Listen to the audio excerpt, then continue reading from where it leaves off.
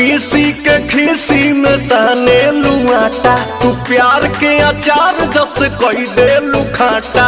हाँ तो सुना का बोला अब तहरा से हम बतियाई बहो राजा मिलने से बड़ी परेशान हम भइली हो दुख झेलने से। लागे लू प्याज धक दांत से काट, धनी हो सब धन तहरे नु बाटे, भाभी हो सब हम तहरे नु बाटे, धनी हो सब धन तहरे नु